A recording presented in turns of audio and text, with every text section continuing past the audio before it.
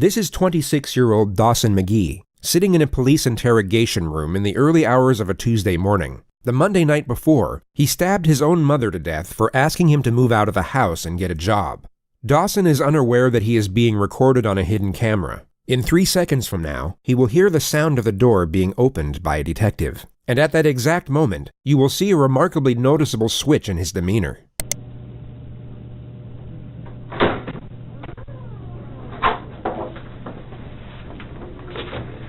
There's something I want to talk to you about. Oh my god. I want to talk to you about what happened to your mom. Nicholas Cruz is gonna come up? Okay, trigger warning for that, but hold on, I'm gonna post it. I'm looking at this finally. The criminal psychology content is finally here, okay?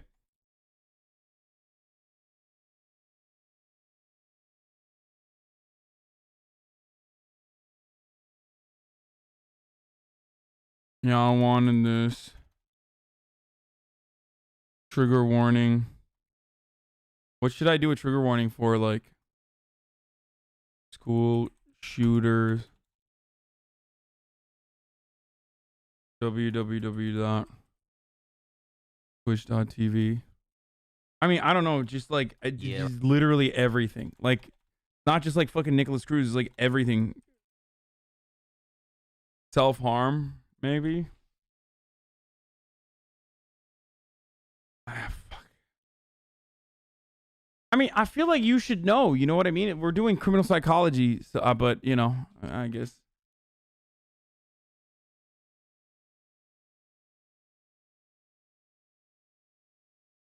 Okay. I watch every single video on this YouTube channel. This guy is as unbiased as they come. Well, you tell me. People called me and said something happened at home to Mom. They were very bad. What happened to my mom? Well, that's what I'm asking you. I was waiting for my brother and sister to tell me. Okay. Well, so, was your sister home this weekend? Wait, I'm supposed to have an attorney? If you want one. Am I supposed to have I should request an attorney. Well, that's up to you if you Bro, come on, bro. Are you fucking serious, dude? Okay. Cops are really out here trying to get fucking confessions from people. I mean, this dude is like acting, right? And it's bad.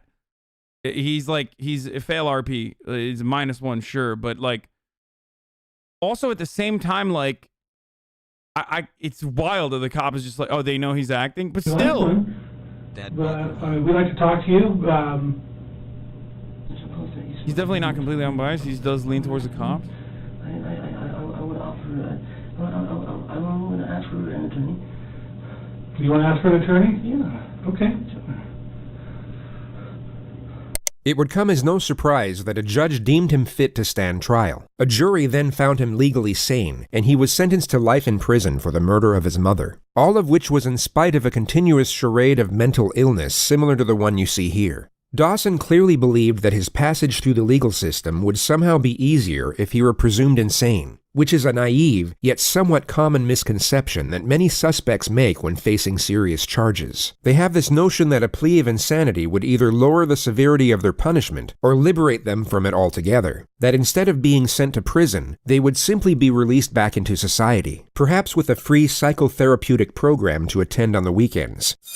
This is, of course, a far cry from reality. In the United States, if you're found responsible for a serious offense, but also found not guilty of the crime by reason of insanity, you will be institutionalized at a high-security psychiatric facility. These institutions are without question some of the darkest and most disturbing places in the system. And if you're not actually suffering from the crippling effects of mental illness, living in this type of environment will be a mentally agonizing experience. The foresight of what occurs inside these units would make the majority wish to avoid them. But once you are in, it is very hard to get out, and you will have to serve the same, if not a greater amount of time than you would have had to serve at a regular prison. So to put it briefly, if you commit a serious offense and then pretend to be crazy in order to get away with it, your life from that point forward will be an extremely dark and uncomfortable pretty sure if it's bad if you don't have a mental illness, you know, it's probably still bad if you do have a mental illness as well. I'm just gonna put that out there. It's just that like we kind of don't treat people with mental disabilities as full human beings,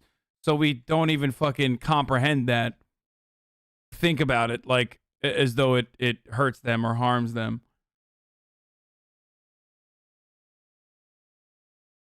You know?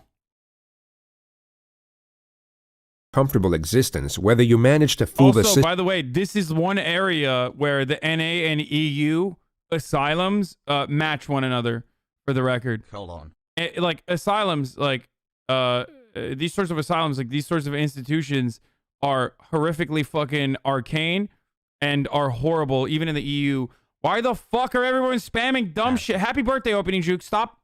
Dude, nothing triggers me more than like the fucking offline chat shitters that like literally think because they have like 60 of them, they can just like motivate the entire chat to start spamming shit. You really trigger the fuck out of me when I'm in the middle of talking about like fucking insane asylums or shit like that, okay? Stop. Stop. You're fucking annoying me. Fuck, dude. You're so selfish and stupid when you do that. It's very cringe when you do that. Go back to your fucking Discord and talk amongst yourselves.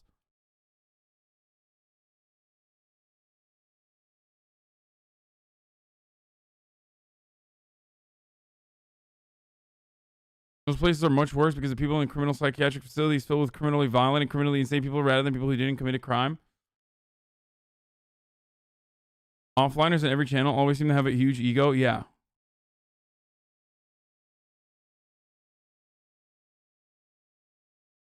Insane asylums are not a politically correct word anymore. Yes, you're correct. That's why I said asylums, but even then, it's like, I wasn't saying insane asylum, I'm saying asylum. Okay, let's keep System going. or not. Oh, before I continue, thank you for the fucking weird break for me, because I'm going to hit that ad break right here, boys. Top of the hour every hour. It's time for a 60-second ad break. You already know. If you'd like to no longer see the ads, all you need to do is subscribe. Do it for $5 or for free. No transition here, okay? Just hitting that fucking ad break because I want to watch the shit out of this. And I got to pee as well. But there is one benefit, which is the elimination of capital punishment. The United States cannot execute someone deemed insane during the time of their offense, which is the only conceivable reason a defendant would cling to this narrative even after knowing what lies ahead should it succeed. And this happens to be a notion that ties in closely to the primary subject of this video. What the fuck was that, dude? Bro, what the fuck was that, dude? Oh my god, that was so fucked up. Why does this motherfucker do a jump scare in the middle of a fucking... Oh my god. That wasn't in the OG edit? What the fuck?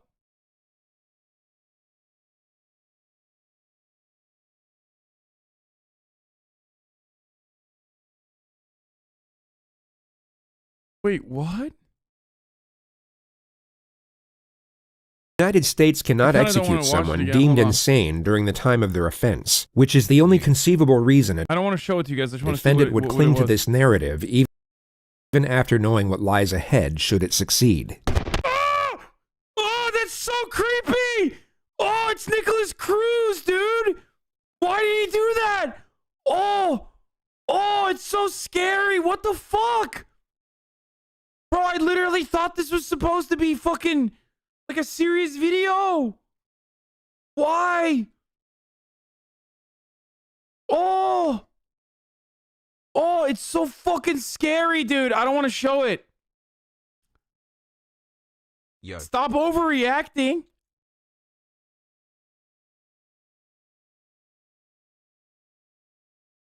It never happens again, but it's really weird. Dude, you don't want to see it. You don't want to fucking... It's not that bad. Okay, motherfucker. I'm running it again. It's not that bad, Andy. And this happens to Watch. this narrative even after knowing what lies ahead should it succeed. And this happens to be a notion that ties in closely to the There primary... you go, dude. It's not that bad. Fuck you. It is literally bad, dude. And I did that while cutting the fucking video.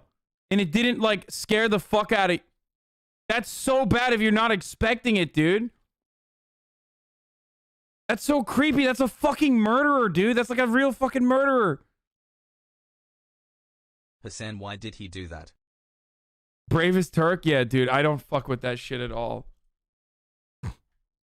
Primary subject of this video. It will focus on one particular individual whose interrogation footage is so fraught with blatant trickery that most of the segments presented to you won't even need suggestive commentary. You can simply observe and judge for yourself whether you see authentic behavior or not. But before showing you what pretending to be crazy looks like, we'll briefly show you a genuine case of the criminally insane, or at least a far more convincing one. This is 18-year-old Jared Murray, a freshman at East Central University in Oklahoma. On a Wednesday evening in December, he asked fellow student Gennaro Sanchez for a ride to Walmart. Once they got there, Murray pulled out a handgun and made Gennaro drive to an isolated country road where he shot him twice in the head. He then attempted to hitchhike to Canada, but was soon apprehended by police on the side of the road. He immediately confessed to the crime once apprehended, and was then interrogated by the arresting officer. I went down to his dorm room and asked if I could be given a ride to Walmart in exchange for $20 gas money. So he took you to Walmart? Yes, sir. And did you both go in? No, we did not go in, sir. Okay, and why not? We pulled into the parking lot, then I pulled the weapon on him and demanded that he take me to Asher, Oklahoma, sir. Okay, and why did all of a sudden did you decide that you needed to go to Asher?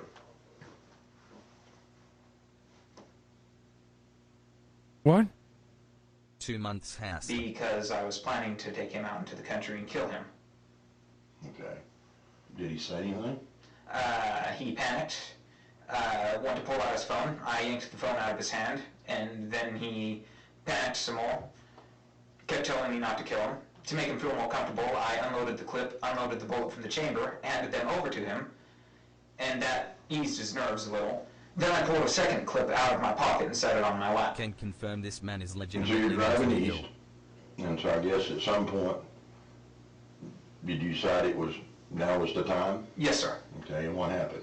I loaded the gun quickly, chambered the round quickly, shot once, missed, shot a second time, hit, jumped out of the car, went around. He was driving 10-15 miles an hour, so it was rather slow. Ran around the hood of the car, and of course it was slow and wasn't purposely driving. Tried to pull him out, couldn't get him out until he already had hit the tree. Pulled him out there, dumped him into the, before I dumped him into the ditch, I heard him gurgling. I'm not sure if that was a physiological or physical process after death, but I thought that he might have still lived through that somehow, because... Bro, this is like... These videos, I'm realizing, are just like the watered down version of like of Live Leak shit. This is literally like the watered down version of Live Leak shit. Like, this is fucking crazy. It's crazy. Okay, I gotta put fucking trigger warning on this, dude. Holy shit.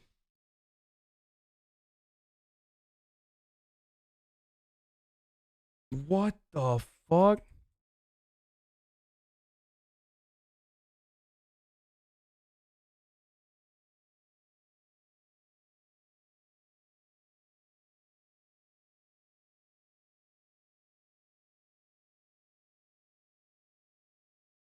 He was gurgling, so I shot him again and then shoved him down in the ditch. He makes a half-hearted attempt to conceal the body with a handful of leaves and a stick. He then walks in the direction of the highway. Did you get back on the highway? Yes, sir. And which way did you go? No, sir. And what was your intention? I did run an ad earlier. Hold on, I gotta pee. I'll be back in 1 second. You was going to Canada? Yes, sir. Okay. He states that his plan was to escape into Canada, but he had nothing to escape with, not even a passport. I had tried hitchhiking most of the way because the only way this was going to work, factoring in my belief that y'all found the crime scene, is if someone were to give me a ride there and then. And then whenever your patrol car was pulling up behind me, I didn't know it was a patrol car. I stuck my thumb out and you was there for the rest. Jerry, I want to ask you just point blank, because, I mean, you sat here and confessed to... Pretty much everything. In my mind, and I think you might agree with me, just cold-bloodedly killed a young man tonight. Yes, sir. Or last night. Have you ever killed anybody else? No, sir. You will now see the detective attempt to establish a motive for the crime. I guess I'm having a hard what you got out of it. Can you help me? I don't really get anything out of it. Do you feel any remorse? I'm sad that I got caught so quickly. Tell me why I should believe you that there just was going to be one person that was going to suffer Love from you, your Hasan. consequences of killing. You have no reason to believe me, sir. I guess I'm just still having a real hard time understanding why. Okay, I'm not the only one. I've seen this in the chat as well. I'm not the only one who feels Yes, like sir, he's Mr. Pike is speaking like Ben certainly Shapiro, profile. right? The detective He fails just to sounds like a establish a Redditor. solid motive for a further 2 minutes. The discussion eventually lands on the victim's long-term girlfriend. You don't think she's going to be upset, heartbroken? I think she will be, sir. How did that make you feel? No different, sir. Okay. 1 year. I think you've been honest with me. I think you've told me just straight up, right out of the book, what happened. Yes, sir. This cop's like, this is the reason why white people get away with like lesser sentences, dude. Cop's just like, you seem like an honest broker. Very, very impressive, sir. Thank you for your cooperation. I think you can go home now. But, you know, you've done a terrible thing tonight. Yes, sir. You killed a young man Yes, sir. just for the simple fact of, I guess pretty much just to say for you. Yes, sir. And what do you think should happen to you? Death sentence, sir. And why do you think you deserve the death sentence? An eye for an eye, sir. Do you believe an eye for an eye? Yes, sir. What the fuck? What the Jared fuck? Murray was found not guilty by reason of insanity. He was committed to a high-security mental facility where he is to remain indefinitely. Anything to say for yourself today? No, ma'am. Any reason why you might have done this, young man? No, ma'am. No reason. No, ma'am. You have nothing to say for yourself. No, ma'am. You wanna School tell shooting the trigger community warning. This anything? video is about Parkland shooting. I Did you mentioned confess it already. to Yeah. police? Yes, ma'am. Are you proud of what you've done? No, ma'am. Do you have remorse for what you've done? No, ma'am. He appears completely void of human emotion. No regret, remorse, shame, nor fear. He had both taken a life and destroyed his own, yet seems indifferent to the circumstances. With respect to his interrogation footage, the most conspicuous element was the complete lack of self-preservation. He didn't once attempt to deflect blame, nor afford himself any type of justification for his actions. Okay, so the thing that you should self-examine when you watch this, is how hard you fucking focus on the aesthetics. Because this person is like over the top polite, but you're missing the forest for the trees here. When you hyper focus on his politeness, you fail to comprehend the action that he engaged in, and immediately you think about like, a lot of people do this. Like a lot of people get caught up in the aesthetics of an action rather than the action itself and the consequences of said action. Like, remember that. Remember that. Do some self-examination. He simply spoke in a factual, non-biased manner, impartial to how his words may have been taken or even twisted to be used against him. There was no calculated structure to his behavior whatsoever. So with this notion in mind, I don't like let's these move on cuts. to the It's, like, kinda primary weird. subject of this video. So this is going to be about Nicholas Cruz, I guess. Did Nicholas Cruz act like he was crazy to try to avoid a sentence or something? I did not know this part. Go there a minute, have a seat on the bar chair, alright? Pull your hands up a little bit. Have a seat. Did you feet up? No, don't do not think about getting up, alright, buddy?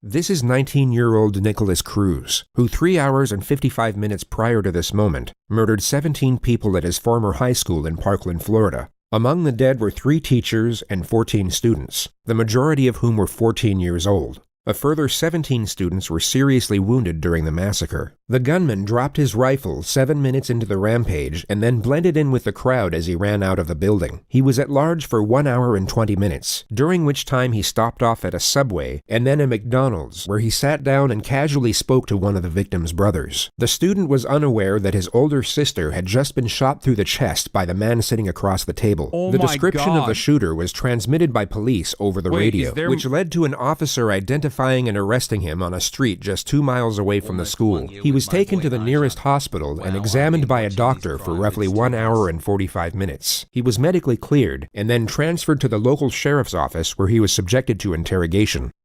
No, do not think about getting up, right, buddy?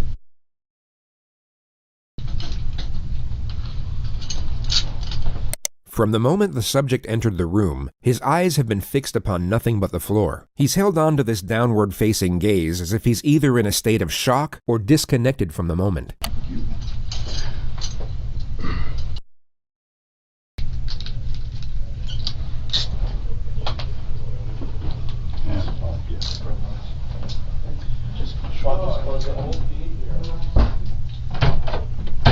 At the exact moment the door shuts, he lifts up his head to observe his surroundings. His behavior completely shifts once he believes no one is watching.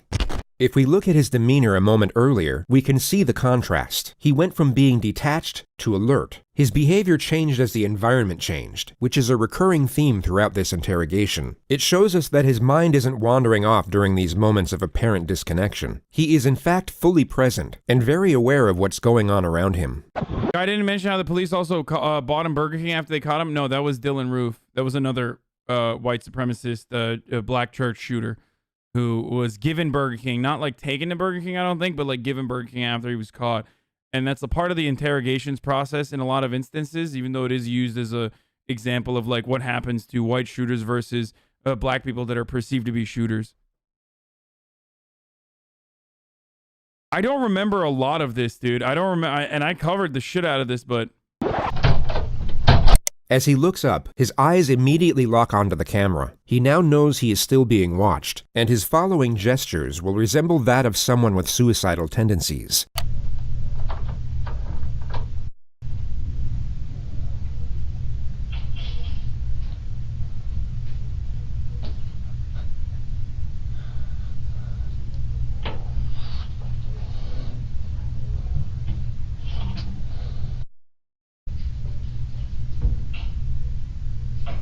At face value, these externalized suicidal thoughts may seem genuine to some, but when framed with what's the difference between being like having this is actually in a weird way, you guys were saying like, someone was saying like this might be ableist, but like in a weird way, this like does a decent job of parsing through like people with genuine disabilities versus people who are portraying themselves as having a disability in an effort to get out of a of like the worst kind of punishment that you could get, like capital punishment. And it's surprisingly doing a decent job of parsing through that, where like it shows that people with disabilities aren't automatically criminals, and a lot of people are even a lot of people are doing that. But what I find to be really interesting about this is like it's still... Take a deep breath, man. You sound freaked out as fuck. Dude, I am freaked out. This is a fucking wild video. But the more I learn about this Cruz guy, the more I don't care for him. Just my opinion. What I find to be really interesting is like, bro, when you do this, you're still fucking like there's something wrong with you. You know what I mean? There's actually something wrong with your... I don't know if it's like a chemical reason or I don't know what the fuck's happening there, but like who the fuck just does a mass shooting and then like portray themselves as like as suicidal? I feel like there's something different, that maybe it's not, it's still sociopathic behavior. You know what I mean?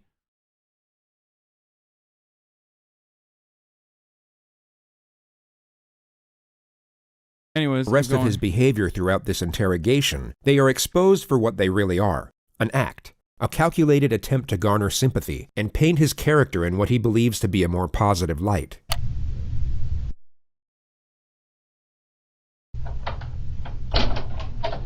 Does it feel like extreme remorse? No, that's survival instinct, my friend. Him fucking acting in a suicidal way there, that's survival instinct. That's someone who is incredibly aware of his surroundings and someone who is literally not detached from reality, but hyper focused on the consequences of his actions and is literally portraying himself in a way that is different. It is the straight up opposite. He's trying to fucking do this to potentially get out of a punishment. It's sociopathic behavior, but it's absolutely the opposite of like someone who is detached from reality. You all right? Gotta be able to speak so I can hear you. Oh my God, dude, this is the take though. He's probably a Scorpio. This is such Scorpio shit.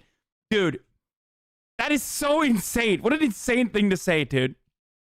My man said, this is exactly what my Scorpio girlfriend is like. Holy shit, dude. That's nuts. Okay, stop saying he's 100% Scorpio. Astrology Andes are crazy. All right, I just need to ask you really your name and date of birth just to confirm I got it right, and then I'm going to see you want a glass of water or something. What's your first name? This is a situation where the proof against the suspect is already conclusive. He is without question responsible for the crimes under investigation, making the pursuit of a confession non-essential. The police know he did it, but they need to know why he did it, which would already require a complex strategy in order to obtain the correct information. But the suspect's first recorded statements upon his arrest have now made the procedure considerably more difficult. What's going on today, bro? The demons, man. Demons? Voices. Dude, he's such a piece of shit, Voices? dude. Voices. I mean, and we demon? already knew he was a fucking piece of shit. Like, obviously, he's a fucking demon. Like, he literally is a demon scumbag. But the fact that that's like, the fact that he was also like, oh God. Oh, it's making me more angry. How the fuck? I never thought I would like. What happened? Shut up. Just be quiet, man. I literally never thought that I would hate a school shooter even more. These two words have now forged the primary stratagem of his own interrogation, which is to cut through deception under the guise of supportive examination. The questions will be designed to lock him into a specific narrative about his alleged psychosis, while simultaneously giving him the impression that his responses are for his own benefit. Anything he says now can be used to refute any amendments he might come up with at a later stage. We all know that after this interrogation, he will have significantly more time to think, study, and even seek guidance from professionals about how the legal system interconnects with mental illness. Yet the majority of this forthcoming knowledge could be useless to him depending on what he says during these moments. The more details he gives away, the less options he will have for his defense later on. But pursuing this objective is complicated, as there are two very common scenarios for when this type of suspect gets interrogated. And just to be entirely clear, by this type of suspect, we mean someone who is 1. Pretending to be insane, and 2. Not fooling anyone. Their most common response is to simply shut down. They regress into total silence or some type of catatonic state, and the interrogation never gets off the ground. The other common response is the exact opposite. They erupt into hysteria or supposed delirium, and everything from that point forward becomes incoherent. The lead detective, John Curcio, must not allow either of these scenarios to transpire, and this makes the first 2 minutes absolutely crucial. He needs to create a positive first impression and resemble the furthest thing from a threat, while at the same time maintain a presence of authority. His temperament will be easygoing and non-confrontational, but also encouraging when extracting a response. His role at this moment is the ally. He needs to be liked, respected, but must not be feared. Not yet anyway. Going off the suspect's initial demeanor, the detective will know that he is far more likely to regress into a state of silence at this opening stage, and if he can prevent that from happening within the first 2 minutes, he is over the first obstacle. All right, how you doing, Nick? I just need to ask you really your name and date of birth just to confirm I got it right, and then I'm going to see you want a glass of water. I'm sure once you've committed an act like that, you just dissociate from what happened. They know exactly what they did. They're just not capable of parsing it. Very possibly some never will. What? What's your first name? Come on, Nick. Huh? Nicholas. Spell it for me. Okay. Come on, I'm old. You got to talk so I can hear you. N-I-K. No, I don't think the chatter was excusing me. I think he was trying to describe a situation, but did it not in a great way. A-S. And what's your middle name? Come on, man. Speak so I can hear you. Jacob. Jacob. J-A-C. What's your date of birth? Okay, you need to relax, because I'm the last detective or policeman you're going to have to talk to. So right off the bat, that should be somewhat comforting to you to know that I'm the last guy you got to talk to. But the thing about it is, look at me. I got to be able to hear you. Okay? So all I want to do is get basic information from you. He is close up in his face, whether you want a dude. glass of water, all that stuff. What's your date of birth? 09. Yeah, I January? deactivated Hive Mind chat for those of you who are wondering. 09 September. The investigation team already know the answers to these basic questions. Their only purpose are to initiate a response, and their non-threatening nature make it more likely for the suspect to engage. They are essentially the opening wedge to get the two-way dialogue flowing. And although the suspect is still partially committed to his catatonic state, as we can clearly see, he is still responsive, making it unlikely for him to regress into complete silence from this point forward. Everything up to this moment has gone to plan. The detective has one foot in the door, and he can now develop the relationship from a more secure position. He goes about this with a standard method of rapport development, the offer of food and water. All right. Let me do this. You want cold water? You don't know if you want cold water? Thank you.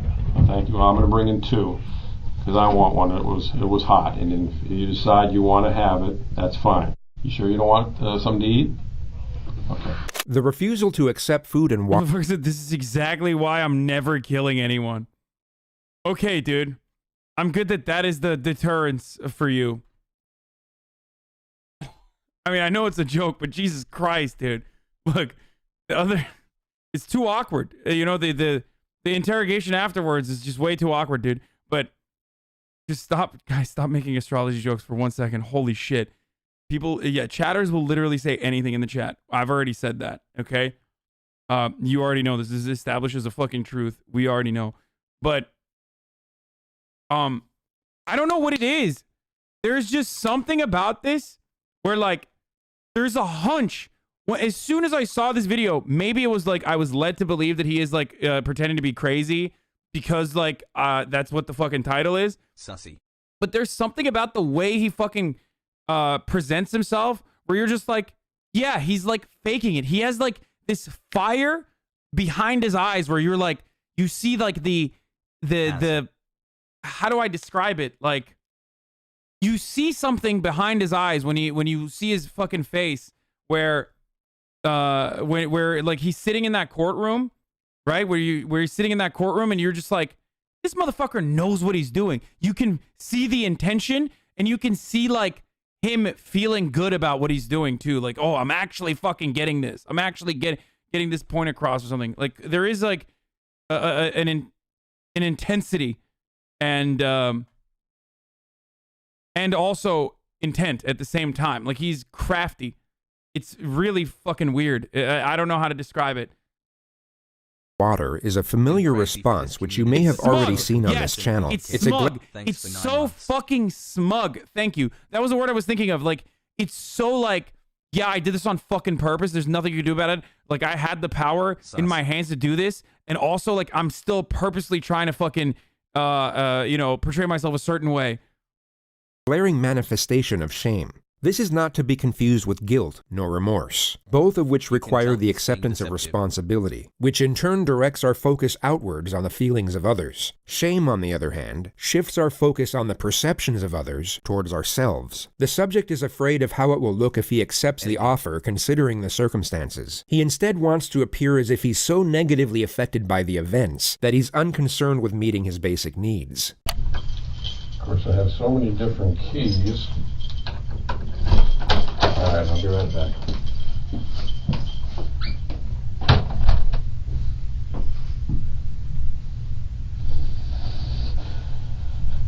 Once again, his demeanor abruptly switches when the detective leaves the room. With his head buried in his hands, it's anyone's guess as to what is going through his mind at this moment. But what you are about to see next is extremely revealing.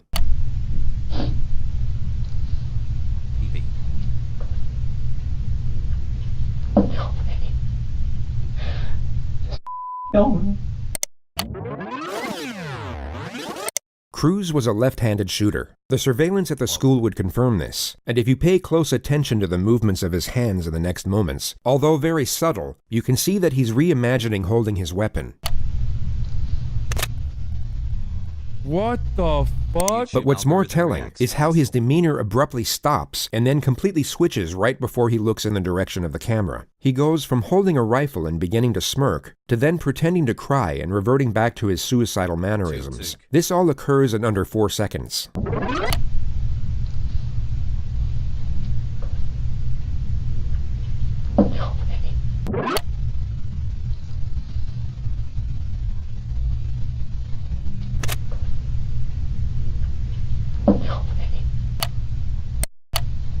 I mean, he's also fucking aware that, like, he's talking to a camera.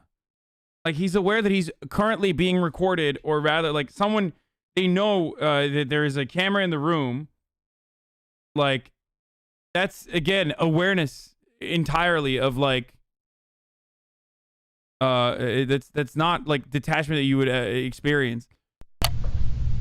It could be assumed that for a brief moment, he was not only recollecting the attack, but gaining gratification from doing so. He then remembered he was on film, giving reason for the sharp adjustment. His true self was reliving the attack and enjoying his work, while his false self was so dejected to the point he was externalizing suicidal thoughts. Complete opposites.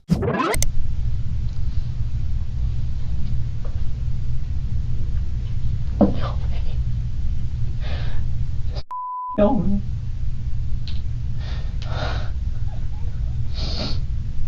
His next calculated charade is one of self-harm. He first bites himself without drawing blood, or leaving any marks that were visible in his jail intake photographs.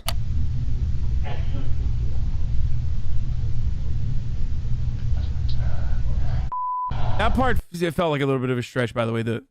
He switches up from holding his gun with his left hand to, like, saying "kill me." Like, that seemed like a bit of a stretch. He then scratches and squeezes at the 2 needle punctures in his arm from where his blood was taken at the hospital. At the very moment the detective re-enters the room, he will act as if he's desperately trying to conceal his self-injurious behavior. I mean, All right. He did smile. Setting aside the glaring contradiction that he just murdered and maimed dozens of people while leaving himself without so much as a scratch, it's the frequency of these little charades that makes their deception so transparent. This is a person who is not self-injurious, pretending to be someone that is. But it's such a feeble attempt at feigned self-harm, it would almost be a comical moment if the circumstances weren't as horrific. So if they're not bleeding anymore and you want them off, we can pull them off. I'll get you a garbage can. You want them off? Just put them on the throw them on the floor in the corner. Alright, this one is mine, because I already opened it. This one's yours in case you change your mind. The next 4 minutes are the extremely tedious process of getting the subject to engage further through basic questions. The topic of his phone will now be brought up. What about your phone? Do you have a phone? I lost it. When did you lose it?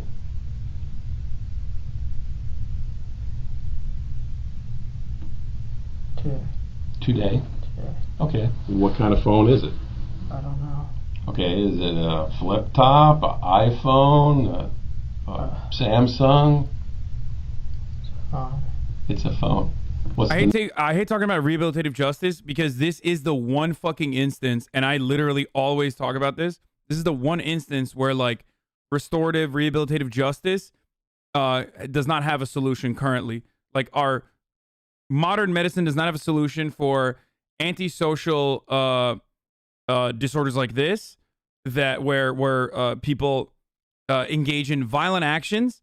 There's no solution for psychopathy, especially like with people with violent urges and serial killers. There's no solution whatsoever. So there's nothing you can do. You can't do anything about it. Now, that obviously does not mean that you should treat everyone like they're fucking violent, psychopathic murderers. And no, we can identify them. No, that's not true either. Identifying psychopathic behavior is incredibly fucking hard. Especially because psychopathic people are very good at portraying themselves as healed or non-psychotic all the fucking time.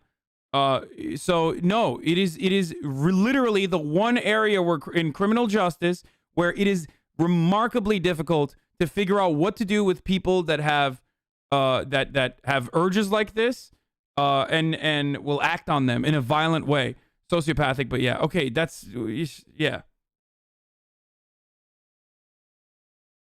number. How do you know so much about this? Everything? No, well, because sociopaths are overrepresented. I mean, the data is like flawed in this field, but sociopaths are overrepresented in both the prison population and also CEOs in like boardrooms. That's why, and also in government. So, but again, it's very difficult to it's very, very difficult to parse through this data for the aforementioned reasons. So that's the reason why I love like I've read up a lot about this stuff. I'm also fascinated by what was it called, like Ed Kemper and the entire like FBI manual on how to look at psychopathic behavior. I'm trying to do recall right now. I'm having a hard time, but Mindhunt was the show that revolves around, or Mindhunter was a show revolving around like that actual process of like documenting psychopathic behavior. It's a lot of it is still outdated. A good book, by the way, a good book to read on this specifically is John Ronson wrote, or is it John Ronson or Ron John? Oh my God, I'm like, yeah, it is John Ronson who wrote he's British, who wrote a book called The Psychopath Test. He also wrote Men Who Stare at Goats, by the way. He's been on Joe Rogan a bunch of times. He's a really interesting British journalist, John Ronson. The Psychopath Test is a really interesting book that I highly recommend you guys read if you care about this sort of stuff. It's very good. Why the fuck you on Vice? What strings did you pull? Literally no strings.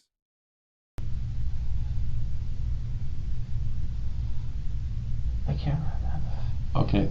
He will now begin to feign a So you're saying it's okay to be psycho if you are LGBTQ? Good God, the leftists are stupid? What?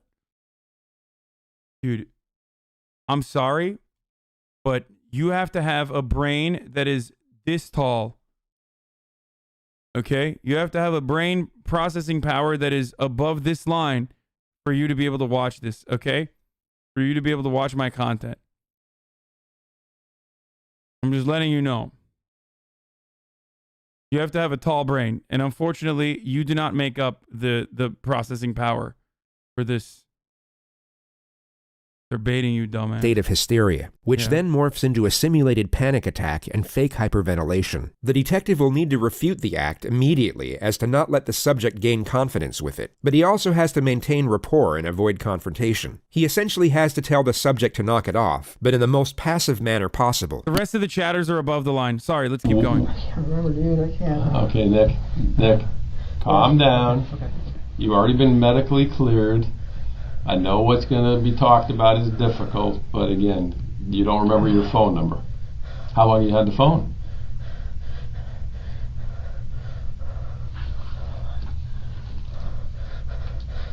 How long have you had the phone? Nick, the doctor's already looked at you. Okay. Okay, you're fine. You're not having any problems at the moment, and you're perfectly fine. So calm your breathing down. I mean, all he's right? not perfect. And I want to believe certain things that you're going to tell me, but, you know, if we're getting where you're going to hyperventilate over a phone number. He's so bad. He's so bad at acting. Okay. All right. All right. So what's your phone number? Huh? 954. Okay, 954. The manic episode is somewhat curbed, but the subject is still clearly committed to it. 954-821. 2007. 2007. No. 1007.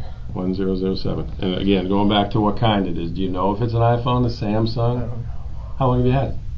Every kid knows what the phone is, man. I got kids your age. Ever since my mother died. I know, I heard about that. That's what I was going to talk about next. This is a turning point. Cruz's adoptive mother had indeed passed away the year prior from pneumonia. The topic is sympathetic towards himself, and it seems to have stopped the feigned hysteria in its tracks. Compared to his neurotic behavior in the minutes leading up to this moment, he all of a sudden appears calm. He is clearly receptive, and thus responsive, to the cue of compassion when it's directed at himself. The detective recognizes this, and although he said he would talk about the subject's mother next, he instead focuses on it immediately to keep him engaged. Alright. So, but you had, since your mom died, how long has your mom passed? I can't remember, I think. Okay. This year, last year? November. November? Okay. Okay, when you were... You consider yourself healed? When your mom Healed passed, of were you what? living with her? Yes. Okay, what city was that? Parkland. Parkland? The subject drops the act and becomes more engaged in the conversation. The detective inquires further about his mother for roughly 3 minutes before shifting the discussion. It focuses mainly on the subject's background, and he first declares that he was depressed for the majority of his childhood. He then reveals his history of drug use, which consists of marijuana and Xanax. After that, he claims to have attempted suicide by alcohol poisoning 2 years ago, but in his own words, was able to sleep it off. He then states that he was employed at the Dollar Tree for the last 2 years working as a cashier. So you've been able to hold down a job for 2 years? That's pretty good, right? Yes. Other than Dollar Tree, where else did you ever work? Lawn mowing. What? Lawn mowing. Lawn mowing? Oh, okay. All right. When you tried to kill yourself with alcohol, your mom was still alive. What were you depressed about back then? Loneliness. Loneliness? Loneliness. Friends? No friends? Or what kind of loneliness? I mean, everybody gets lonely. Solitude. Solitude? You don't have a lot of friends?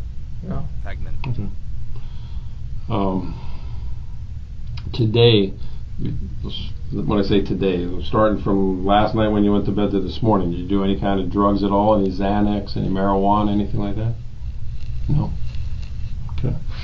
The subject reveals that he has a biological brother whom he was adopted with. He then claims to have been making $1,200 a month at the Dollar Tree. The discussion now lands on what his aspirations were. When you weren't depressed, what did you want to be when you got out of school? Ranger. A ranger? An Army Ranger? Did you ever apply, fill out any paperwork to try to go to the Army? I took the ASVAB, failed. Okay, why'd you fail? Because I was stupid. You what? I'm stupid. You're stupid? Okay, were you going to take it again? I was afraid to take it. Okay, but you had aspirations to do something with your life. Okay, there's 0% chance that someone who's like at least smart enough to know that like he could get potentially a different kind of sentencing from portraying himself as like mentally unwell would fail the ASVAB. From what I understand, from what I've seen of the ASVAB, because it's like so fucking like, how do you fail the ASVAB? I don't even know if he actually did. Maybe he'll tell. You want to be that's a hell of a thing to want to be an Army Ranger. The discussion moves on to the subject's gun collection, which continues for roughly 4.5 minutes. The attack on the school is yet to be mentioned, but the last gun to now be discussed was his choice of weapon to commit the massacre. What made you choose out of all the guns to want to buy an AR-15? Cool looking. Cool looking? Okay. Now when you bought it, I mean, it was a legitimate purchase. They gave you a receipt and everything, right? So you bought it legally, right? Did you fill out those forms and everything? Okay, you remember those forms? Okay. The detective now shifts the topic onto his former high school, the same place he carried out the attack. Now, 3 years ago when you went to Douglas, and obviously you stopped going there, why'd you stop going there? My depression worsened. Your depression worsened? And what was going on? Did you just stop school on your own, or did some incident happen where... Yes, some incident. Well, what was the incident that happened? Fought a kid. You fought a kid? You remember the kid's name? Ian. And did you guys both get in trouble for the fight, or? Yeah. Okay. Well, what did they do? Suspend you? They suspended me. Okay. And what happened from there? After you got suspended, you go back to school? Yeah. Okay. What happened? I like that the Florida reaction to this as a state was launching a program that just gave guns and a $500 stipend to teachers to arm themselves and train themselves with weapons after this happened, by the way. That's real. That literally happened. I think it's called the Pioneer Program. Isn't that what it's called? I forget the name of it. It's something like that, but yeah. Fucking Florida, dude. Why'd you stop going there then? Felt embarrassed. The Guardian Program? Because program? you got suspended, or you felt embarrassed because of why? Because of the fight. Okay. Well, what was embarrassing about the fight? What were you guys fighting over? A girl. A girl? Well, what was embarrassing about it? I mean, did he get the better of you? Was that what was embarrassing, or you Yes. just he got the better of you?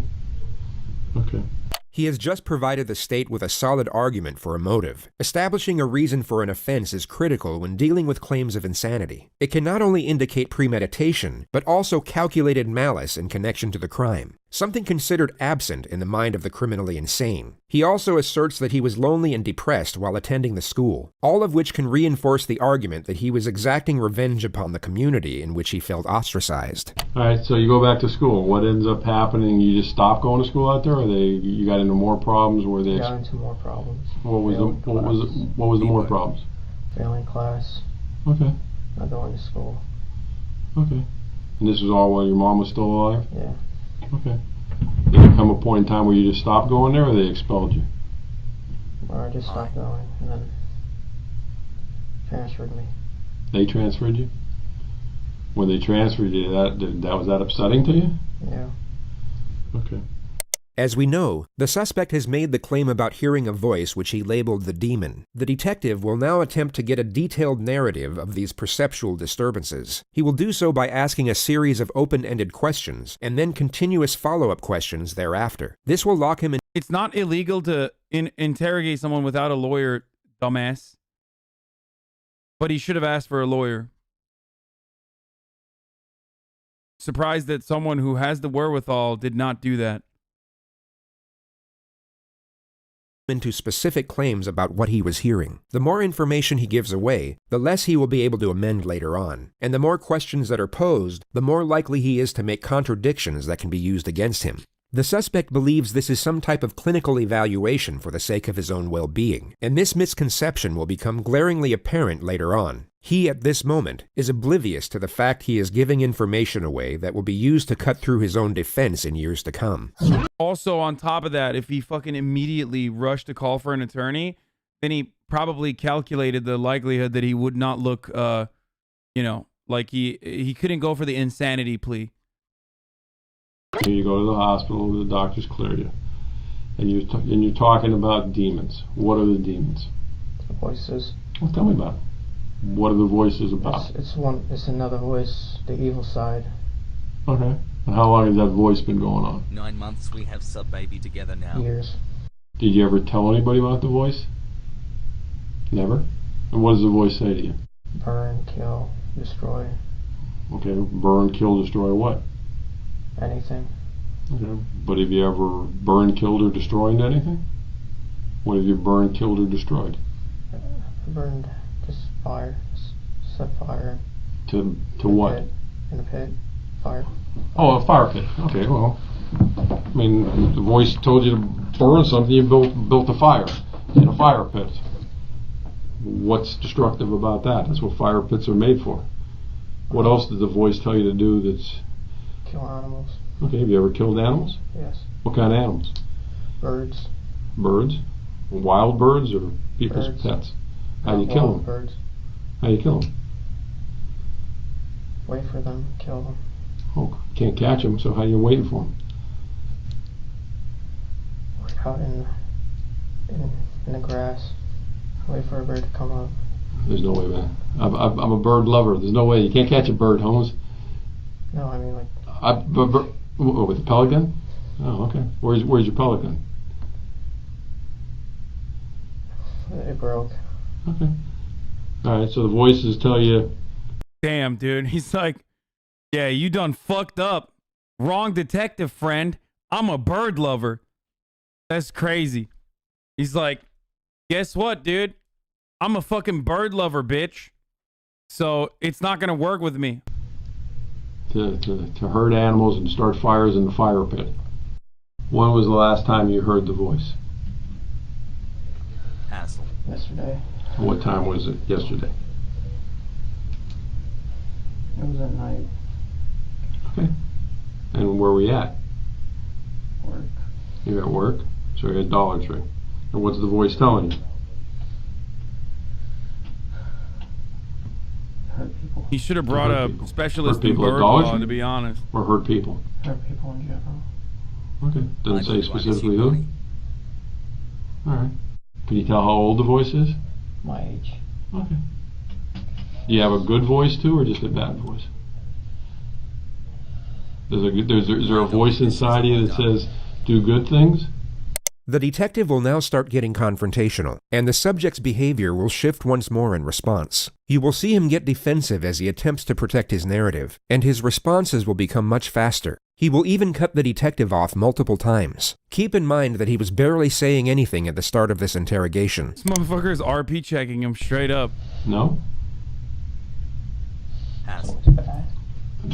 Can't be. You held down a job for 2 years. If you were doing things bad, you wouldn't be able to hold a job down for 2 years, right? Okay. I mean, look. It's me and then my bad side. I understand. Everybody's got a quote good and bad side. There's people. No, it's a voice. The voice isn't here. Bro, he literally keeps trying to hit, like, he can't. This seems like the type of person who, like, saw the Joker and, like, other, you know, like demonstrations of mental health issues, mental illness. I don't know if that's like the appropriate PC thing to say, but like, and then literally just like tied it together with a shoestring and is just trying every fucking cliche he possibly can. It's like he's literally trying out everything. He's like, oh, I'm schizophrenic. Like, oh, I fucking hear voices in my head. Oh, I'm a sociopath. Like, oh, I'm demonstrating like self-harm.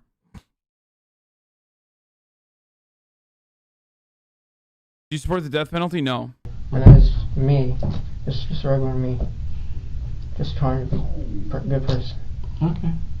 Set aside his contradicting behavior for a moment and focus solely on his storyline. In his ideal scenario, we are to believe that he was battling these supposed voices and, in his own words, trying to be a good person. Yet he was unable to reveal or seek help for this internal struggle until the very moment of his arrest. It was quite literally the second he was confronted with his comeuppance that his supposed demons came to light. Now that he is in custody, with the atrocities already committed, he is somehow able to maintain control over the force that was previously keeping him silent. But a deleted video that would later be extracted from his phone would tell a very different story. Hello, my name is Nick, and I'm going to be the next school shooter of 2018. My goal is at least 20 people with an AR-15 and a couple tracer rounds. I think I can get done. Location is Stone Douglas in Parkland, Florida. Let's not do red flag laws, by the way. It's great that the FBI had all of this information, literally was warned ahead of time multiple times, and did not take his weapon. It's over. I mean, it's GG's. Like, this is premeditated. He's going to fucking rot in jail, and he deserves it. He deserves to rot under the jail. But, you know, the FBI didn't have this now, but they did actually reach out to authorities multiple times, people in his friends and family, and there was no way to take his guns away from him. So, yeah, just remember that when you look at this case. I don't know if they talk about it here. I don't know if they talk about it here in this video, but yeah, there were multiple reports made. He already had like a violent outburst, as he also mentioned. He had like a violent outburst as well. And yet,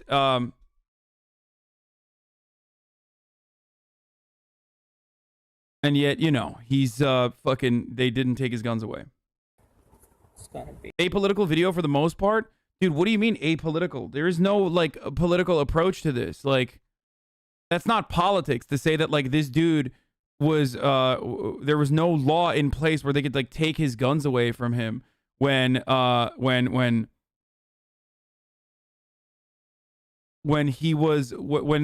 police were informed that he has guns, and he's like,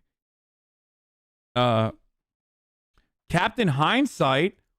That's not Captain Hindsight, motherfucker. I'm literally talking about something that happened, dude. What the fuck? That's not hindsight. That was happening in that moment where, like, the authorities were informed ahead of time in the past that he had violent, he was demonstrating violent behavior and had fucking guns. Yeah, his neighbors reported him, like, but there was no way for them to take his guns. A big event. And when you see me on the news, you'll all know who I am. There are no signs of perceptual disturbances. There is no anguish, doubt, hesitation, or uncertainty when announcing his intentions. By his own narrative, he claims to have continuously fought against the evil intentions of the voice. Yet from a visual standpoint, there is no conflict in this video whatsoever. It's me and then my bad side. I understand. Everybody's got a quote good and bad side. There's people. No, it's a voice. The voice is in here, and that is me, just trying to be a good person. Okay. But obviously, again, when you say it's a voice, it's you. It's all you. The voice is you as well. Yeah. The voice didn't force you to do anything, right? No, the voice did. It's two voices. There's one half that's the good and then the bad. Yeah. His rapidly interchanging behavior has now gone from catatonic to manic to hallucinatory to now highly attentive and cautious. Okay, well, the voice tells me to go to lunch and not pay for my meal, but I pay for my meal because I know that's the right thing to do, right? Okay, let's talk about it. Did the voice didn't tell you to take Uber, right? Yes, it did. It did? Yes. The voice said take Uber. Yes. What? Did the voice is in me. You're the voice. No, in here. Okay, it's in your head. Yes. What is it? A male voice or a female voice? Male. Male. The subject was beginning to... Bro, the more I see this, the more I realize, like, this motherfucker is not as smart as he thinks he is. I think that's where he fucked up big time. Where, like, he thought he was smart enough to fucking behave this way and get away with it, and he's just, like, not smart enough to portray himself this way. Like, he's saying he's stupid in an effort to be, like, in an effort to break through this other person's defenses. He doesn't think he's stupid. He's smug as fuck. To panic. But the detective dials it in for the time being and switches the discussion back to more trivial matters. It seems that he wants to consult with the investigators outside before maximizing the pressure, and he reestablishes a certain level of trust before leaving the room. Let me go. I'm going to go back and see what everybody's doing as far as what they need me to do. You're not a psychologist or anything? Or? No, I'm not. I'm a 59-year-old man who's raised 3 children. So I guess that makes me somewhat of a psychologist. But my sister just graduated and I am super proud of her. You already know we are going to... Dude, come on, dude. It's so fucking obvious, dude. He's like, come on, give me a psychologist. I need to be declared criminally insane. Okay.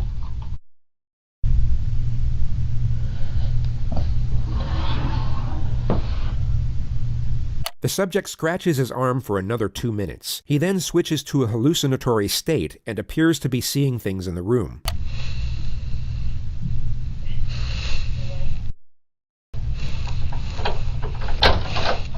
All right, got some stuff here.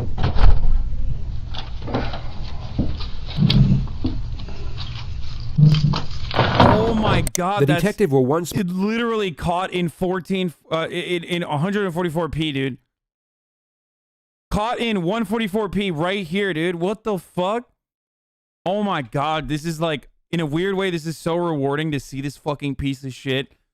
Like, it's so rewarding to see this piece of shit, like, get fucking caught in this. Oh my god. Jesus.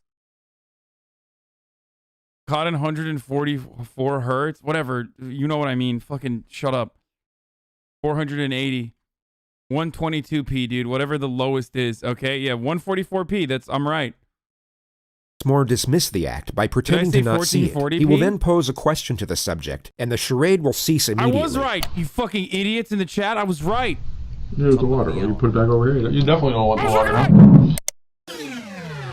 Y'all suck. It's very interesting to observe his facial expressions at the exact moments he abandons fake behavior. These are the very brief junctures in which his true self appears to surface. It's easy to get distracted by the present situation as he sits there in a hospital gown chained to the floor, essentially helpless to the cunning devices being used against him. But in moments like this, we are reminded of what we're actually dealing with. A very short time ago, he was not helpless at all. He was the one preying on the helpless, offering them none of the sympathy nor mercy of which he is now trying to garner for himself. All right, this school or this psychologist you want to talk to.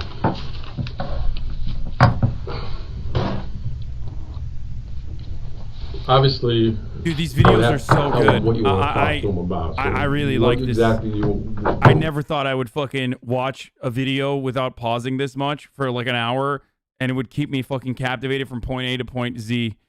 It's wild how good this channel is. Holy fuck! No wonder they have 35 million views on this video. Having said that, though, if you want an ad-free broadcasting experience, you need to subscribe, because I am gonna hit the top of the hour fucking ad break right now. So you already know how that works, boys. If you have a Twitch Prime, you can use it for free here to avoid those ad breaks, or a $5 sub, or you can use an ad block or VPN or something like that if it hasn't been clapped by Twitch already. So I know that there is no transition. I'm sorry, guys. I'm gonna go back to the video now. Here's the ad break coming right now. What do you want me to ask him, or why do you want to talk to a psychologist? Find out what's wrong with me. Well, what do you think's wrong with you? I don't know. Thank you, The detective in this next segment will attain further information about the supposed voices, only he will no longer have to tread carefully in order to maintain a friendly connection. He will still secure useful information, but also get confrontational as and when he pleases. The risk of frightening the suspect to the point where it stops the interrogation is no longer a concern. When you hear the voices, are the voices like outside your head or inside your head when you hear them? Inside. Okay, so it's not like you don't hear a voice from that corner talking to you. It's inside your head. And is it always the same voice, or is it only one voice? One voice, same. And you said it's a man's voice? Yeah. Yes. Does it sound like anybody you've ever met? Anybody you ever seen on TV? Can you tell, like, by an accent? Is it what kind of? Is it an old man, young man, white man, Young black? man. Young man? About the same age as you think? But it's only one voice you ever hear, right? Yes. Do you hear the voice when you're in bed at night sleeping? Yes. Do you ever see anything with the voice? Like some people say, "Oh, I see a person sitting in the corner." Bro, this motherfucker was like, "Who needs a psychiatrist, dude? We got, like, he got him straight up. All he needed to do was, like, ask a couple questions to just, like, immediately pick it apart. It's crazy. How did he not even think this through? You don't see anybody sitting over there, do you? It's just me and you, right? All right. Do you always obey what the voice tells you to do? I try not to. Okay. Well, how many on any given week? How many times do you think you hear the voice? All the time? Once every day. Once every day? Morning, afternoon, night? Always the same time? Usually in the afternoon. About what time? 11 to 12. Why do you think it's those hours? I don't know. It's always around lunchtime? Now, you talked about demons, and then you talk about the voice. Yeah, that's the demon. The voice is the demon. The voice is the demon. So there's not the person, whoever it is. Does it have a name? No name. Does it ever say, "Hey, my name's Nick"? Does it use your name or use somebody else's name? Just a voice with no name. Just a voice with no name telling me what to do. The real question I have here, sorry to pause it too much now that I said I don't pause it, but the real question I have here is this cop operating under the assumption, because of something that he realized, that this person is not actually, like, criminally insane, or is he just literally trying to straight up, it doesn't care if this person has, like, a mental health problem or not, and is still trying to fucking establish that he doesn't have, establish that so he can get, like, a confession, ultimately. Tell you to buy that AR-15? Yes. That's the real question. Hey, buy that gun, it looks cool. Did the AR-15 get picked out because it was similar to the gun that an Army Ranger would carry? No, it was because of the voice. What do you think if He doesn't need a if confession, you but didn't buy it, he or wants say, to make "Hey, sure that his confession I is ain't buying this gun, valid. it's too expensive. What do you think the that voice he would have gets done to you? fucking hit with the book. Just stop talking to you? No, tell me to hurt myself. How would you hurt yourself? Cut. You're a cutter? I'm a cutter. All right. When was the last time you cut yourself? Earlier, Earlier when? when I was fishing. Earlier today or early? Earlier today. Where were you fishing at today? At a lake. Okay. Before the before the school shooting? Yes. What did you cut yourself with? Let's go. Knife. Those little scratches on your arms? Let me look at them. Come on, man. I get worse scratches weeding my flower bed than that. You weren't trying to hurt yourself. Yes, I was. It wasn't sharp enough. Wasn't sharp enough? No. What How many the knives do you fuck? own? 4, 5 How long you been cutting yourself? years. Years? You ever cut yourself where you had to go to the hospital and get stitches? When you cut yourself, it's because the voice just told you to cut yourself. And if you didn't talk or you didn't listen to the voice, then you were going to be alone because your voice was your only friend. That's kind of what you're saying. Even though you have a biological brother. Since me and you have been talking, have you heard the voices? What's it said? Saying to cut yourself. For you to cut yourself. Does the voice like me? Huh? Does the voice like me? He doesn't trust you. Why doesn't he trust me? I'm pretty relaxed, ain't I? I'm trying to figure that out too. Well, what doesn't he like about me? I mean, I'm kind of grinning because I want to know what the voice's problem is with me.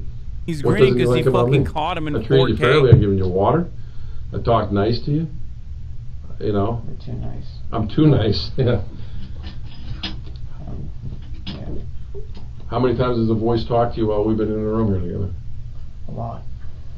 Has the voice said jump out of the chair and do anything bad to that policeman? Saying kill yourself now. I don't really believe there is a voice, to be honest with There's you. a voice. No, I don't think there is. I'm telling you the truth. There is. No.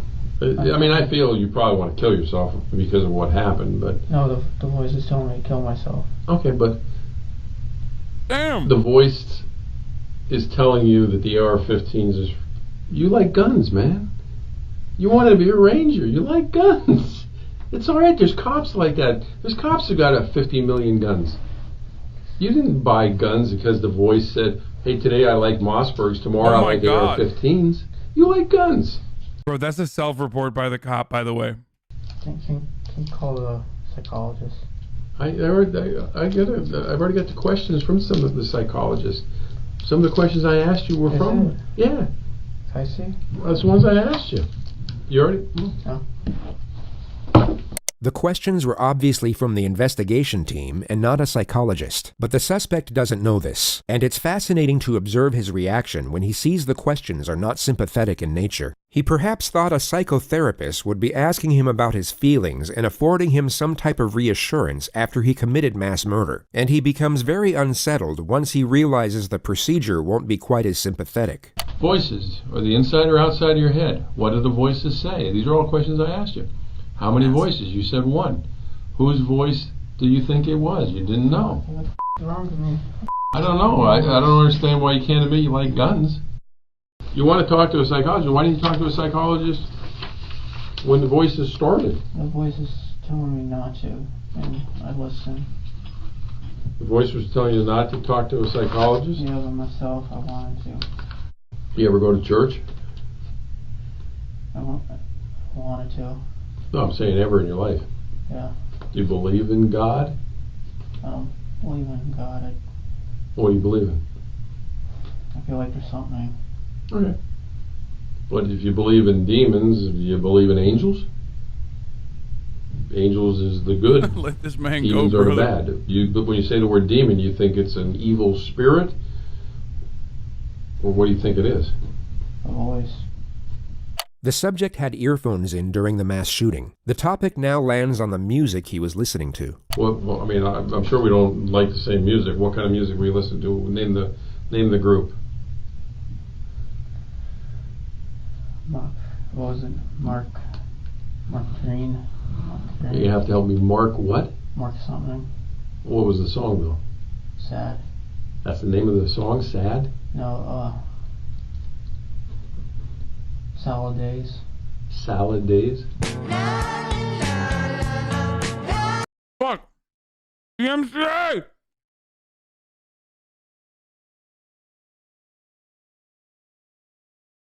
Okay, I gotta skip this part. I'm sorry.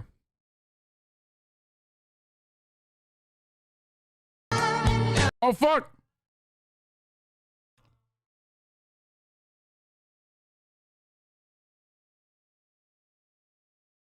Oh my god. Hold on one second. That's a weird ass fucking song, dude. Oh, you listen to more than one Shooting song? too. What other song you listen to? Just a lot of sad songs. Alright. Did you pick the music yourself? Or did the demon pick the music? The demon, and then myself partially. Alright, which ones did you pick?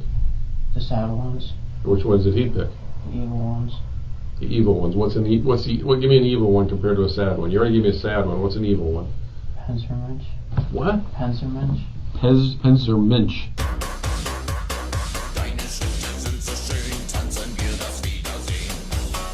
What the fuck is this? And what is that? What the fuck is that?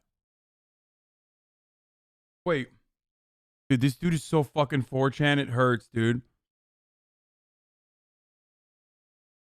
I'm embarrassed to admit that sounded kind of... It sounded kind of good.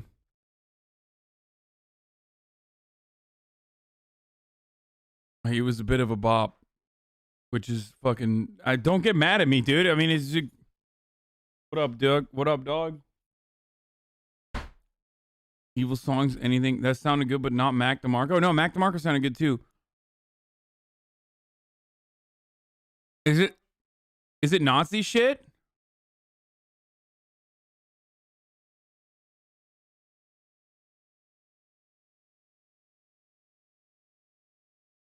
No? People are saying no. Okay. Say. Keep going. I don't know. I mean, there's no lyrics to it? Oh, no. Oh, well, there is lyrics, but I don't know what it means. But is it in English? No. What language is it in? German. German? Do you speak German? No. Then how do you know what the lyrics mean? I don't. So they could be happy, right? I don't know if they're happy or not. Well, again, you don't because you can't speak it. The demon chose it. I didn't choose. But you have one. How long do you think you had them on your playlist? A long time. Okay, so you've listened to them a lot of times. So you had a playlist of music that the demon helped you pick out, but you picked out some of them.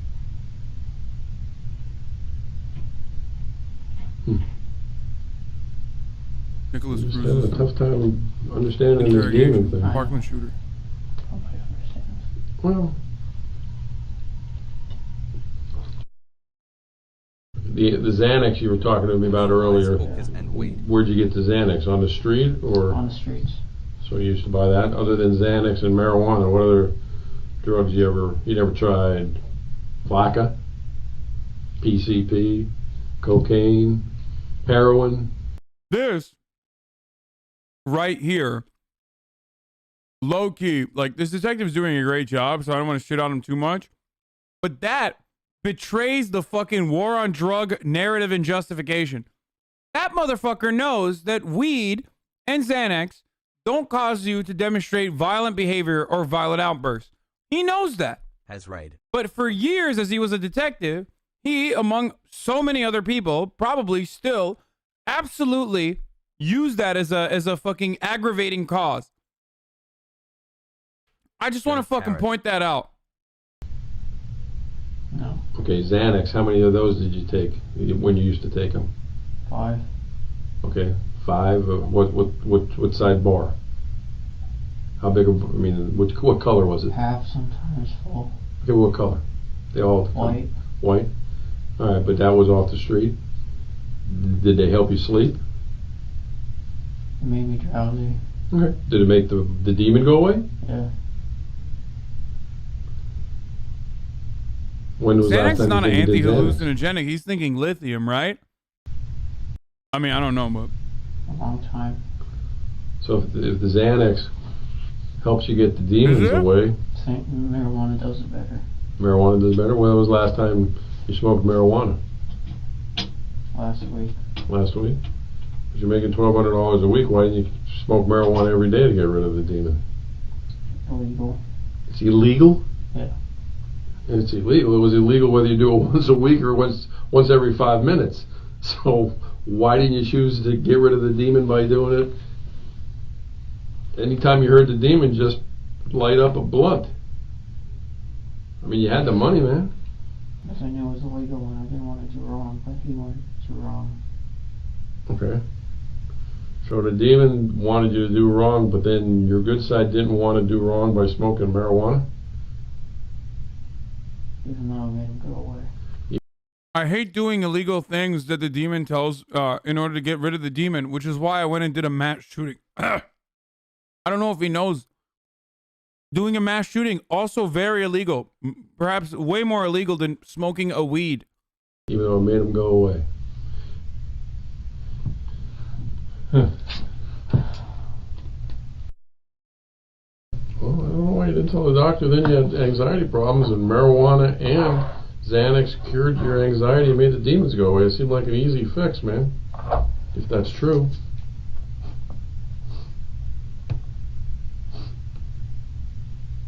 You sure you didn't like the demon voice? I don't like the demon voice. You sure? I'm sure. Then why didn't you go to a doctor to get rid of it? I was afraid. I'm just afraid to be... Why, well, forget that for a second. Let me ask you another crazy question. Okay. If the demon, was the demon there that night? Ian beat you up on campus?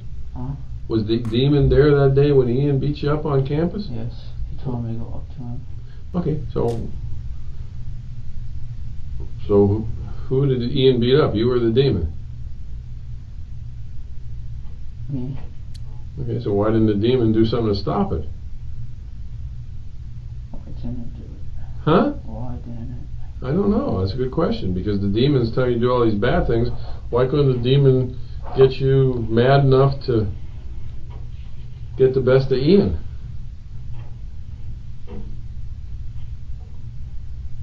God damn. I don't know. I don't know either. It doesn't make any sense. I don't know. Why?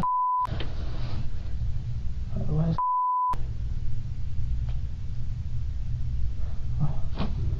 I don't know. The demon's this I don't know why. all-powerful thing that tells you to do bad things, and you're afraid of it. Bro, he's literally RP checking him the entire time. Wait, why did the demon just take over right then when Ian was getting the best of you and get the best of Ian? And I think he's antagonizing him on purpose to get him to fucking angrily respond. Well, why did the demon not do that? Why do you think? Trying to figure it out. I don't know. I can't figure it out either, because I don't think the demon exists. I think? I don't think it exists. No, like... I think that them... Go ahead, bud. Am I able to, like, think to myself about it? Yeah, sure. That's all I'm asking. Hey, you can think all you want. I'm just thinking about the demon. Oh my God, he's like, you I want me need to 5 minutes think to for fucking a while, and lie. I'll come back and talk to you. I personally, I think you're using the demon as an excuse. I'm not. I promise. You could have stopped the demon by getting a prescription for marijuana. You could have stopped the demon by getting a prescription for Xanax. You could have stopped the demon by illegally doing marijuana, which you were doing anyway. You could have stopped the demon by doing Xanax illegally, which you were doing anyway. You could have stopped the demon anytime you wanted. You didn't want to stop the demon. The subject seems to be coming to the realization that he's not going to be treated as a victim. As he begins to meet this reality, you will notice him exhibit signs of fear. You will then see him attempt to escape the confrontation by feigning a state of psychosis once more. The detective will recognize this, but this time will not afford reassurance. He will instead apply further condemnation, and a visibly frightening realization will engulf the suspect from that point forward. It's essentially the very beginning of retribution. The detective introduces him to the rest of his life at this moment. Oh my God, this is so, in a weird way, I've never seen something so rewarding from the police side. No, that's not true. You didn't. You could have. I've given you 4 ways you could have stopped the demon, man. This is like propaganda. This is more Okay, success now than you know propaganda you're than just anything acting else. like that because. No. Okay, well, relax. You're just acting like that because I'm making sense. Calm down. I'm making sense, and you don't like when it makes sense. No. Because it doesn't fit into the story you're telling right now. I'm telling you the story. It's true. It's just, Well, why are you looking at your arm now? I'm trying to understand why. Well, why didn't you want to stop the demon? I don't know. Because I think you like the demon. No, I don't. Okay, why didn't you stop it then? I don't like the demon. I don't like the demon. I don't like the demon. I don't like the demon. Well, that's if the demon even exists. Can I get an attorney or something? You want what? An attorney? Yeah. Did the demon or the voices tell you to get an attorney? Okay. All right. Will you tell the voice that don't hit yourself in the head because the attorney the demon just requested? I will stop talking to you. I'm scared. You're scared of what? Scared. The moment that he realized it's over,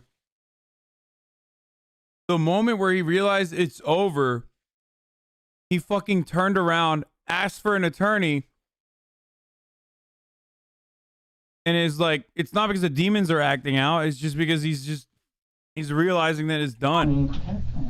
Oh my God, dude. Protect me, man. I don't know. Why wouldn't you protect me? All right. Well, again, your demon wants an attorney. Does the demon know an attorney? Any name in particular? Okay. All right. Well, just relax. You're done talking to me. And once again, I grabbed the wrong key.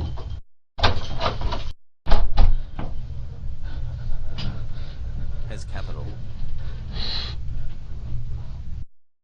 All right. Do me a favor. Stay seated. Put your hands, kind of sit forward in your chair. I'm going to put handcuffs behind you. Since you keep talking about hurting yourself. Hold on. Put your hand behind your back. No, not behind the chair. Behind your back. I don't want to make you that uncomfortable. Oh, why don't you want me to hurt myself? Because what did the demon say about me? I'm a nice guy. What's going on right now? Oh, mom is here too. Holy shit.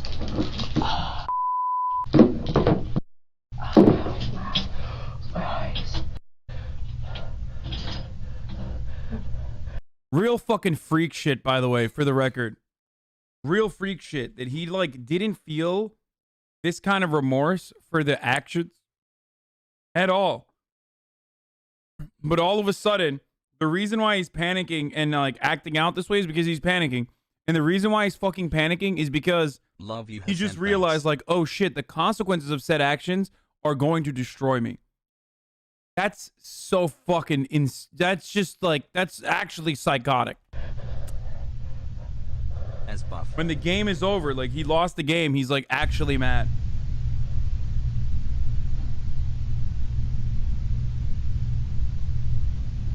Get fucked, you piece of shit. I lived a mile away from the school he did this at. I remember all the cop cars. Nicholas driving by Cruz my was window taken to like the mad. Broward County Jail, where he remains in isolation to this day. His trial date is yet to be scheduled. The 20-year-old has been held without bond since last year's mass shooting that left 17 people dead. His attorney said he would plead guilty in exchange for a life sentence, but prosecutors rejected that offer and are seeking the death penalty. Okay. Hold on. That video was insane, dude.